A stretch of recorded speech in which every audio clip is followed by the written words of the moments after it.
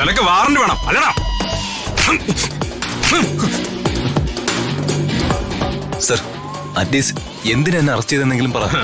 നിനക്ക് കൊണ്ടൊന്നും പോരാടാ. സാറേ, ഇതെന്റെ അവകാശം. എന്ത് കംപ്ലൈന്റിന്റെ പുറത്താ എന്നെ അറസ്റ്റ് ചെയ്തെന്ന് എനിക്കറിയണം.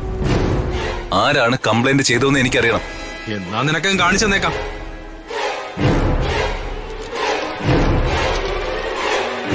ഇതാണ് നിനക്കെതിരെ കിട്ടിയ റിട്ടേൺ കംപ്ലൈന്റ്. എനിക്കതൊന്ന് വായിച്ചു നോക്കണം. സൗകര്യപ്പെടില്ല. നീ പോയിട്ടെ മനുഷ്യാവകാശ കമ്മീഷനിൽ കംപ്ലൈന്റ് കൊടുക്ക്. അങ്ങനെ വല്ല കേസും ആവുകയാണെങ്കിൽ ഞാൻ എന്റെ തൊപ്പി ഊരി വെച്ച് വീട്ടിൽ പോയിരുന്നോളാം. സർ, ദയവ് ചെയ്ത് പറയണം. എനിക്കെതിരെയുള്ള കംപ്ലൈന്റ് ആരാ തന്നത്? ഞാനാ കൊടുത്തത്. ദീപക്.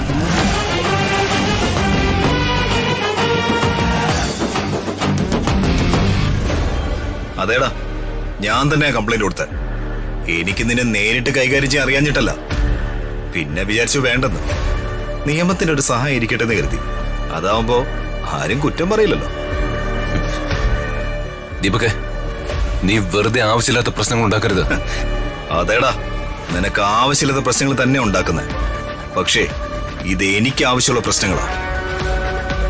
സാറേ, എനിക്ക് ഇവരോട് മാത്രമേ ഒന്ന് സംസാരിക്കണം. വാ പുറത്തോട്ടേക്ക്.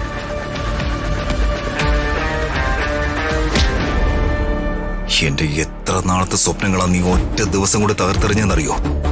ആ നിന്നെ ഞാൻ സുഖിച്ച് ജീവിക്കാൻ വിടുന്നു കരുതിയോ? എടാ, നിന്റെ വെറും വ്യാമോഹം മാത്രമായിരുന്നു അത്. നിന്നെ ഞാൻ വിടില്ല. ജീവിതകാലം മുഴുവനും നിന്റെ പുറകെ തന്നെ ഉണ്ടാവും ഞാൻ. മനസ്സിലായോ? നീ അനുഭവിക്കാൻ കിടക്കുന്നതേ ഉള്ളൂടാ.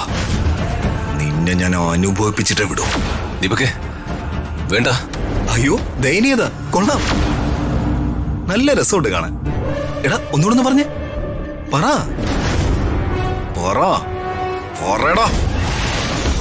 ദൈവം ഉണ്ടെന്ന് പറയുന്നത് സത്യമാണെന്ന് എനിക്ക് ഇപ്പോഴാ ബോധ്യമായത്. എന്നെ നീ എവിടെയെല്ലാം നാണം കെടുത്താൻ നോക്കിയ. അമ്മാവന്റെ മുന്നിലും പലവട്ടം, ഹൃതികയുടെ മുന്നിലും പലവട്ടം. അങ്ങനെ എത്ര അവസരം നിനക്ക് എന്നെ നാറ്റിക്കാൻ കിട്ടിയോ അന്നെല്ലാം നീ എന്നെ നാറ്റിച്ചു. എന്റെ ജീവിതം നീ വഴിമുട്ടിച്ചു. നിന്നെ എന്തെങ്കിലും എന്റെ വാക്കിന് കിട്ടുമ്പോ തിരിച്ചു തരാനായിട്ട് ഓങ്ങി നിൽക്കുമായിരുന്നു ഞാൻ.